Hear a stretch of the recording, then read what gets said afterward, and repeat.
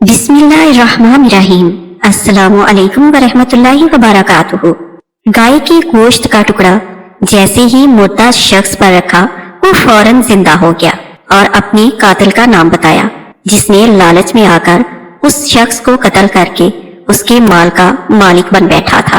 कुरान मजीद में अल्लाह ताला ने बनी इसराइल के कई किस्से बयान फरमाए हैं ताकि हम इबरत हासिल कर सकें। जानते हैं एक ऐसे ही इबरतनाक वाकया के बारे में। अगर वीडियो अच्छी लगे तो प्लीज लाइक और शेयर कर दिया करें। बनी इसराइल में एक शख्स बहुत मालदार था, जिसकी एक बेटी थी और एक भतीजा था। भतीजे ने विरासत के लालच में सोचा कि चचा को मारकर उसकी लड़की से शादी कर लेगा और चचा के कत्ल की तोहमत दूसरों पर लगाकर वैत भी वसूल कर लेगा और मकतूल के माल का मालिक भी बन जाएगा। इस शैतानी ख्याल को पूरा करने के लिए उसने एक दिन मौका पाकर अपने चचा को कत्ल कर डाला। उस वक्त बनी इसराइल की दो कौमें थीं। कुछ लोग झगड़ों से तंग आकर एक अलग शहर बनाकर उसमें रहने लगे थे और शाम होते ही अपने किले का फाटक बंद कर दिया करते थे। उस शख्स ने अपने चचा को कत्ल करके उस किले के फाटक के सामने फेंक दिया और वापस आकर शोर मचाने लगा कि मेरे चचा को किसी ने मार डाला है, और उन किला वालों पर तोहमत लगाकर उनसे वैत का पैसा तलब करने लगा। उन लोगों ने इस कत्ल से बिल्कुल इनकार कर दिया, लेकिन वो शख्स अड़ गया और अपने साथियों को लेकर उनसे लड़ाई करने पर तुल गया। ये लोग आजिज आकर हजरत मूसा अलैहिस्सलाम के पास आए और वाकया अर्ज किया कि या नबी अल्लाह, ये शख्स हम पर कत्ल की तोहमत लगा रहा है, हालांकि हमने इस बूढ़े का कत्ल नहीं किया। हजरत मूसा अलैहिस्सलाम ने अल्लाह ताला से दुआ की तो वही नाज़िल हुई कि इनसे कहो एक गाय ज़िबा करें। उन्होंने कहा, हे अल्लाह के नबी, कहाँ कत्ल और कहाँ आप गाय के ज़िबा का हुक्म दे रहे हैं। गाय को ज़िबा करने का हुक्म दरअसल बनी इसराइल की दुखती रग पर हाथ रखने के मतरातब था। गाय की परस्तिश और गाय से मोहब्बत और उसे देवता समझने का अकीदा अभी तक उन लोगों में मौजूद था, और वो जिसको काबिल परस्तिश समझते थे अल्लाह ताला ने उसी को ज़िबा करने का हुक्म दिया था। दूसरा उन्हें यकीन नहीं था कि गाय ज़िबा करने से कातिल का सराग कैसे मिल सकता है। लिहाजा हजरत मूसा अलैहिस्सलाम से यूं कहा कि आप हमसे दिल लगी करते हैं। हजरत मूसा अलैहिस्सलाम ने जवाब दिया कि मैं तुम्हें अल्लाह का हुक्म बता रहा हूँ, दिल लगी नहीं कर रहा, क्योंकि ऐसी दिल लगी करना चाहलों का काम है। अगर बनी इसराइल एक फरमाबरदार कौम होती और अल्लाह ताला के हुक्म से कोई भी गाय ज़िबा कर देते तो अल्लाह ताला के हुक्म की तामील हो जाती, मगर नाफरमानी और सरकशी उनकी राग राग में भरी हुई थी। ये कौम जितने सवाल करती गई, पाबंदियां बढ़ती गईं। अल्लाह ताला के हुक्म पर अगर कोई भी गाय ज़िबा कर देते तो काफी था, लेकिन उन्होंने सवालात का दरवाजा खोल दिया और सवाल करने लगे वो गाय कैसी होनी चाहिए। इस पर हुक्म हुआ कि गाय न बूढ़ी हो न ही कम उम्र हो, जवान हो। फिर उन्होंने कहा, ऐसी गाय तो बहुत हैं, ये बताएं कि उसका रंग कैसा हो।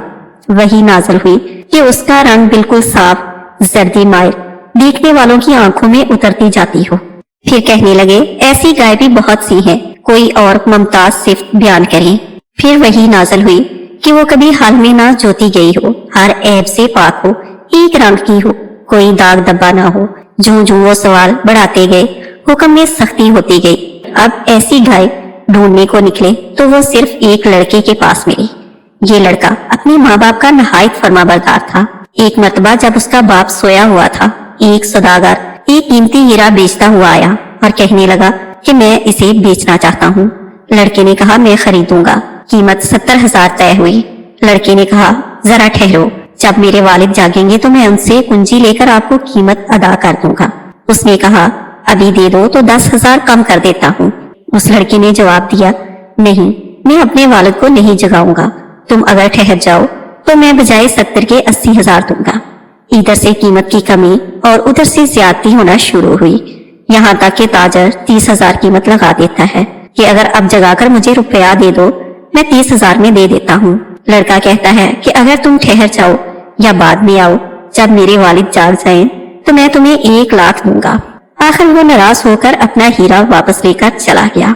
बाप की बुजुर्गी के एहसास और आराम पहुंचाने की कोशिश और अदब एहतराम करने से अल्लाह सुब्हानो व तआला उस लड़के से खुश होते हैं और उसे ये गाय अता करते हैं جبکہ تفسیر اذان میں مزید لکھا ہے اس لڑکے کا باپ بنی اسرائیل کا ایک بہت ہی نیک اور صالح بزرگ تھا اور اس کا ایک ہی بیٹا تھا جو نابالغ تھا اور اس کے پاس فقط ایک گائے کی بچڑی تھی۔ اس بزرگ نے اپنی وفات کے قریب اس بچڑی کو جنگل میں لے جا کر ایک جھاڑی کے پاس چھوڑ دیا اور دعا کی کہ یا اللہ میں اس بچڑی کو اس وقت تک تیری امانت میں دیتا ہوں جب تک میرا بچہ بالغ ہو جائے۔ اس کے بعد ان بزرگ کی وفات ہو گئی اور وہ لڑکا جوان ہو کر اپنی ماں کا بہت ہی فرما بردار اور نیک انسان بنا۔ اس نے اپنی رات کو 3 حصوں میں تقسیم کر رکھا تھا، ایک حصے میں سوتا، ایک حصے میں عبادت کرتا اور ایک حصے میں اپنی ماں کی خدمت کرتا تھا۔ وہ روزانہ صبح کو جنگل سے لکڑیاں کاٹ کر لاتا اور ان کو فروخت کر کے 1/3 رقم صدقہ کر دیتا، 1/3 اپنی ذات پر خرچ کرتا اور 1/3 رقم اپنی والدہ کو دے دیتا۔ ایک دن اس کی والدہ نے کہا، اے نور نظر، تیرے باپ نے تیرے لیے فلاں جنگل میں اللہ کے نام پہ ایک بچڑی چھوڑی تھی، وہ اب جوان ہو گئی ہوگی، اللہ تعالیٰ سے دعا کرو کہ وہ تجھے عطا فرمائے اور تو اسے جنگل سے لے آ۔ لڑکا جنگل میں گیا اور اس نے گائے کو جنگل میں دیکھا اور والدہ کی بتائی ہوئی علامتیں اس میں پائیں اور اس کو اللہ تعالیٰ کی قسم دے کر بلایا تو وہ حاضر ہو گئی۔ وہ جوان اس گائے کو والدہ کی خدمت میں لایا۔ والدہ نے بازار میں لے جا کر 3 دینار پر فروخت کرنے کا حکم دیا اور یہ بھی کہا کہ سودا ہونے پر پھر اجازت لے۔ نوجوان جب اس گائے کو بازار میں لایا تو ایک فرشتہ خریدار کی صورت میں آیا اور اس نے گائے کی قیمت 6 دینار لگائی، مگر شرط رکھی کہ نوجوان اپنی والدہ سے اجازت نہیں لے گا، مگر اس لڑکے نے منع کر دیا اور اپنی والدہ کو تمام قصے کے بارے میں بتایا۔ اس کی والدہ نے کہا کہ اگر اب وہ خریدار آئے تو 6 دینار قیمت منظور کر لینا، مگر بیچنے سے پہلے دوبارہ اجازت لینا۔ نوجوان پھر بازار میں آیا۔ اس مرتبہ فرشتے نے 12 دینار قیمت لگائی اور کہا کہ والدہ سے اجازت نہ لو۔ نوجوان نہ مانا اور اپنی والدہ کو اطلاع دی۔ وہ صاحب فراست عورت سمجھ گئی کہ یہ کوئی خریدار نہیں ہے، یہ کوئی فرشتہ ہے جو آزمائش کے لیے آتا ہے۔ بیٹے سے کہا کہ اب کی مرتبہ اس خریدار سے کہنا کہ آپ ہمیں اس گائے کے فروخت کرنے کا حکم دیتے ہیں یا نہیں۔ اگلی مرتبہ لڑکے نے یہی کہا تو فرشتے نے جواب دیا کہ ابھی اس گائے کو نہ بیچو، جب بنی اسرائیل خریدنے آئے تو اس کی قیمت یہ مقرر کرنا کہ اس کی کھال میں سونا بھر دیا جائے۔ نوجوان گائے کو گھر لے آیا اور جب بنی اسرائیل اس قسم کی گائے ڈھونڈنے نکلے تو سوائے اس لڑکے کے کسی کے پاس نہ ملی۔ وہ لوگ قیمت سن کر بولے کہ اس ایک گائے کے بدلے 2 گائے لے لو۔ لڑکے کے انکار پر 3 گائے پھر 4 گائے دینے کا بولا، لیکن لڑکا راضی نہ ہوا۔ پھر بنی اسرائیل نے اس گائے کے بدلے 10 گائے دینے کا کہا، مگر لڑکا پھر بھی نہ مانا۔ پھر وہ لوگ حضرت موسیٰ علیہ السلام سے شکایت کرتے ہیں۔ آپ علیہ السلام نے فرمایا، لڑکے کو پوری قیمت ادا کر کے گائے خریدو۔ آخر گائے کے وزن کے برابر سونا دیا گیا، تب اس نے اپنی گائے بیچی۔ جب یہ گائے خرید لی گئی تو اسے ذبح کیا گیا اور اس کے جسم کا ایک ٹکڑا لے کر مقتول کے جسم سے لگایا گیا تو اللہ تعالیٰ کی قدرت سے وہ مردہ جی اٹھا۔ اس سے پوچھا گیا کہ تمہیں کس نے قتل کیا ہے؟ اس نے کہا کہ میرے بھتیجے نے مجھے اس لیے قتل کیا کہ وہ میرے مال پر قابض ہونا چاہتا تھا اور میری بیٹی سے شادی کرنا چاہتا تھا۔ بس اتنا کہہ کر وہ پھر مر گیا اور یوں قاتل کا پتہ چل گیا، اور بنی اسرائیل میں جو جنگ ہونے والی تھی وہ رک گئی اور فتنہ دب گیا اور اس قاتل کو لوگوں نے پکڑ لیا۔ اس کی یاری اور مکاری کھل گئی تھی اور اسے اس شخص کے قتل کے بدلے میں قتل کر ڈالا گیا۔ اس یتیم لڑکے کو ماں کی خدمت اور فرما برداری کی بدولت اللہ تعالیٰ نے کس قدر صاحب مال اور خوشحال بنا دیا۔ سبحان اللہ۔ یہ قصہ مختلف الفاظ سے مروی ہے۔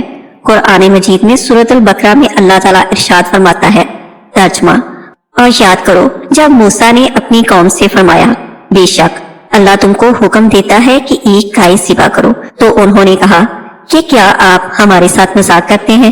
موسیٰ علیہ السلام نے فرمایا، میں اللہ کی پناہ مانگتا ہوں کہ میں جاہلوں میں سے ہو جاؤں۔ قرآن مجید میں سرکش قوموں کی تباہی کا ذکر اس لیے بیان کیا گیا ہے تاکہ ہم لوگ عبرت حاصل کر سکیں اور سیدھے راستے پر چلیں۔ اللہ تعالیٰ ہمیں دنیا اور آخرت کے عذاب سے بچائے اور ہر قسم کے شر سے محفوظ رکھے، آمین۔ اگر ویڈیو اچھی لگی ہو تو پلیز لائک اور شیئر کر دیا کریں اور میرے چینل کو سبسکرائب کرنا مت بھولیے گا۔ اللہ تعالیٰ ہم سب کو دنیا اور آخرت کے ہر فتنے سے بچائے، آمین ثم آمین۔